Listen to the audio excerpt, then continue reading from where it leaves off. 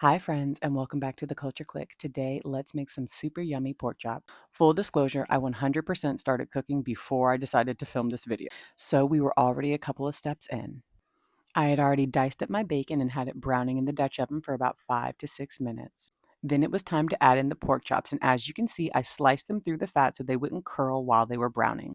And these big boys were only seasoned with salt and pepper.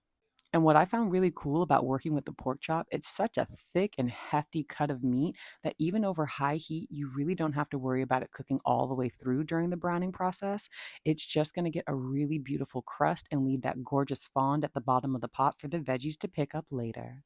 Now, it took about 10 to 15 minutes to get these brown, and you just split that right down the middle, so 7 minutes per side. And let's just have a moment of high quality appreciation for how amazingly the Le Creuset Dutch oven will put a fond and a brown on a piece of meat. I mean, seriously, you guys, unmatched.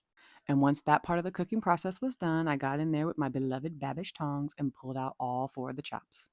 And then we can just set those down to the side and get moving on our next step. I added in a little bit of butter and then I threw in my onions.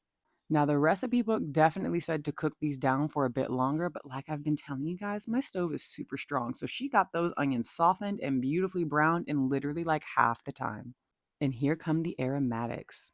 We got red pepper flakes, some fresh thyme, and a whole bunch of garlic. Now, I grew up in the deep south in the 1990s, so I know what a good pork chop should taste like. And let me tell you, you really don't have to add that much to get really great flavors out of them. Once everything was nice and cooked, it was time to get our roux going, and that means we add in a little bit of water and a little bit of flour.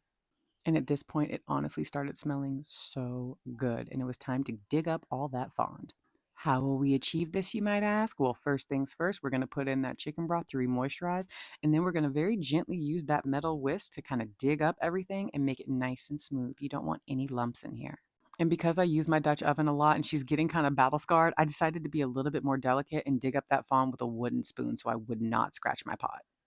And after that, we're really just kind of finishing some things off. We're going to add in a couple of bay leaves, throw those chops back in, and then get them in the oven. And they go low and slow at 300 degrees for about an hour. By the time I pulled them out, they were literally falling off the bone. Then we reduced the sauce down a little bit, and you're going to end up with this super luscious looking gravy. Then I went off and did some other things, lived my life, and I was finally ready to plate it up. And the bacon bits finally made their reappearance as a lovely little garnish. Would you guys be into this for dinner? Leave me a like, comment, and subscribe. I'll see you guys in the next one. Thank you for watching.